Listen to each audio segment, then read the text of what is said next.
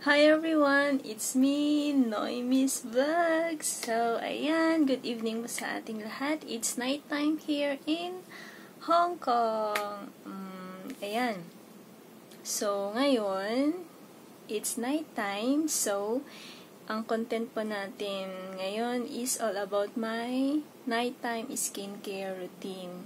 Share ko po sa inyo kung ano po yung ginagamit ko before bedtime. Meron po akong dalawang gamit. Una pala, disclaimer lamang po, hindi po ibig sabihin na kung ano po yung mga product na ipapakita ko po sa inyo na hiyang sa akin, ay hindi po ibig sabihin na hiyang na rin po sa inyo kasi depende rin po yan sa ating skin type.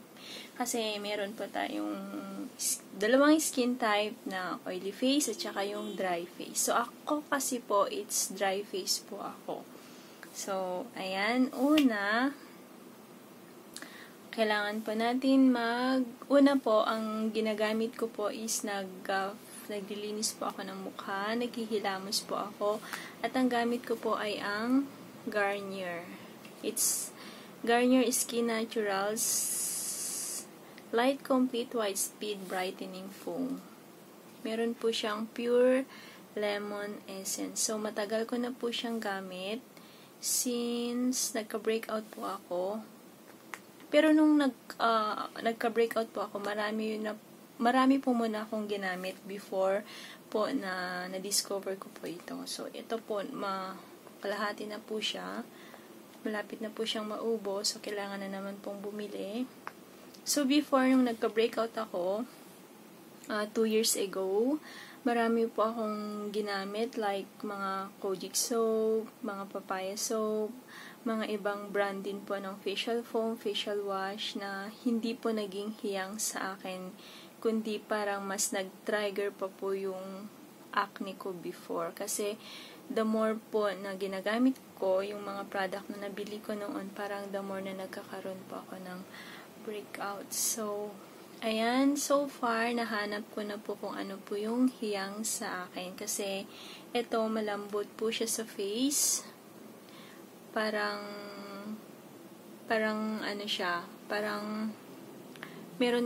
meron po siyang oil content na nakakapaglambot po siya sa face. So, maganda po talaga siya sa face at nakakaputi rin po siya. So, ayan. So, after po na maghilamos, so, gumagamit po ako ng Snow White Cream. Matagal ko na rin po siyang gamit, itong Snow White Cream na ito, since nagkaroon din po ako ng acne breakout. So, parang sabay po sila na ginamit ko.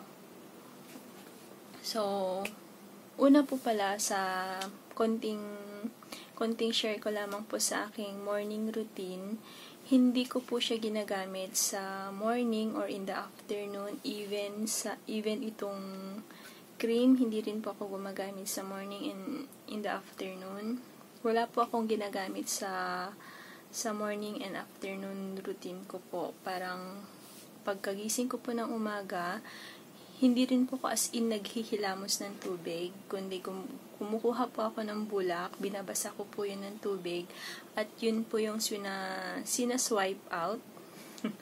Parang ginagawa ko siyang toner sa mukha ko, and then the whole day, yun lamang po. Kahit maligo po ako in the afternoon, gano'n na naman po. Hindi po ako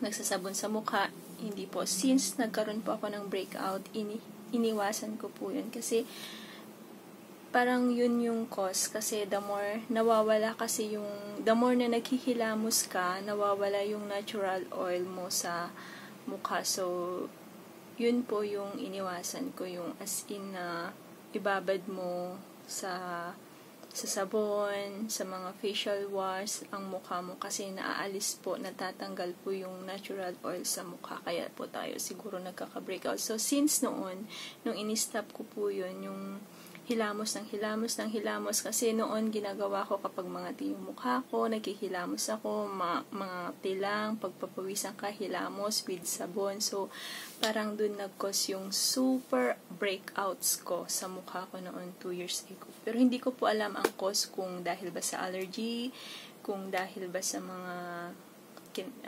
kinakain ko nga, or sa pagpupuyat, pero iniwasan ko naman po yun, or either sa alaga kong pusa nung bago po ako dito sa amo ko. Pero so far, nung tinigil ko na po yung as in na nagbababad ng sabon sa mukha, doon naman po tumigil yung acne breakouts ko. So, ayan. Ngayon, dito po tayo ngayon sa aking cream for my nighttime skincare. So, ginagamit ko lamang po siya for at night. Hindi rin po sa umaga, sa tanghali. Pero, pag lumalabas po ako, minsan ginagamit ko din po siya kasi pwede rin po siya as your primer ba tawag doon? Primer or premier or whatsoever na makeup. Pwede mo siyang gamitin as your foundation. Pwede po. Kasi nakaka-blooming po siya sa mukha kapag gagamitin mo siya sa labas. So, ayan. Ito po yung laman niya. Marami po siya. Siguro magagamit mo siya. Sa akin kasi, once a day ko lamang po siya nagagamit. So, nagagamit ko po siya more than 2 months po. More than 2 months ko po siyang gamit. So, napaka-tipid at sulit po siya. So, ang price po niya dito is 45 HKD. 45 Hong Kong dollars. So, sulit na sulit mo na po. Mura na po siya. So, sulit mo na rin po yung pera mo. So, ayan. Papakita ko po sa inyo kung paano ko siya gagamitin. So, ayan. Pero ngayon, meron po akong dark spots. Kasi normal lamang po na magka-dark spot po tayo kapag nagre-reglahin ng mga babae. So, pero ito po, hindi po to acne, from acne. Hindi po siya kundi, as in, pilit ko po siyang tinanggal yung nasa loob na parang puti na matigas. Pilit ko po siyang tinanggal hanggang sa naging dark spot po siya po. Pero hindi po yan acne. Ang acne lamang po dahil po sa menstruation ko is ito. Tsaka ito. So, ayan. Isa pa pala, hindi ko po siya, for me hindi ko po siya maire-recommend sa mga oily skin, oily face. Itong cream na ito kasi, unlike sa akin kasi is dry skin ako. So, feeling ko pwede sa akin. Pero, for me lang po, hindi po siya pwede sa mga oily skin kasi meron po siyang beeswax content. Kasi yung beeswax po, diba, parang siya po yung nagpapa-oily sa face. Kapag dry skin ka.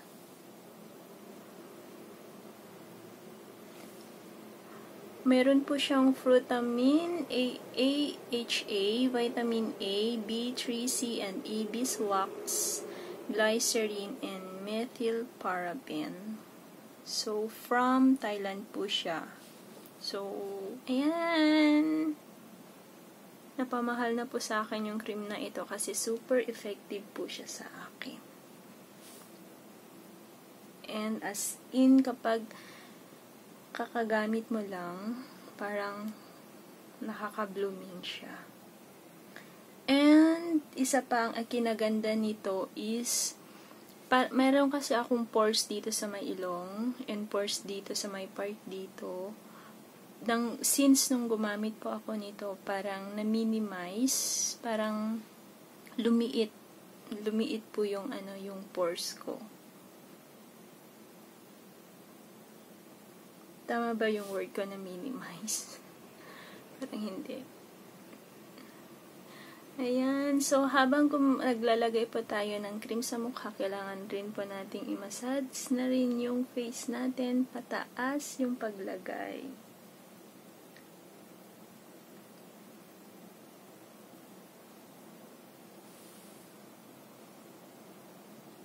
Ayan.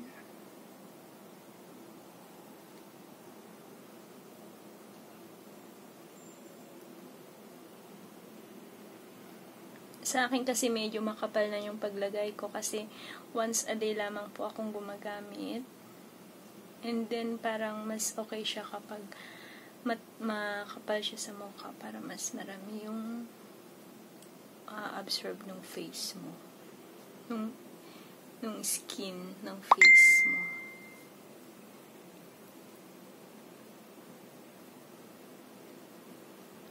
Ayan.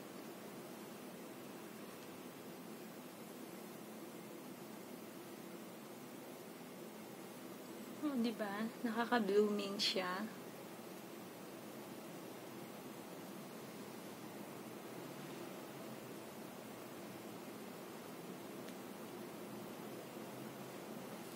Yan po.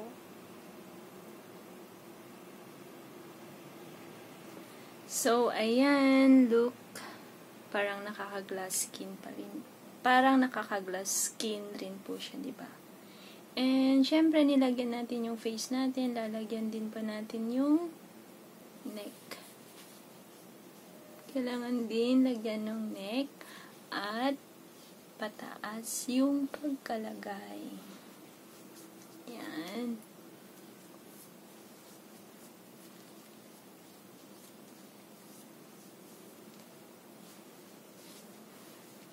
Ayan, kailangan din natin i-massage yung neck natin. So, ayan. Tapos na tayo sa paglalagay ng cream sa face. At tapos na rin yung pag-share ko ng aking nighttime skincare routine. So, tignan nyo po. Nakaka-blooming po siya. So, maganda po siyang gamitin kapag lalabas ka, no need for foundation. Gamitin mo lang. It's magkulay ng kilay and lipstick. So, ayan.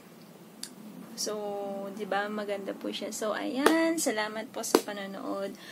Hopefully na sa mga susunod na videos ko na manonood po kayo ulit. And sana hindi po kayo magsasawang manood. So, please like, share, and subscribe sa mga hindi pa po nakapag-subscribe. So, ayan. Salamat po. Bye-bye!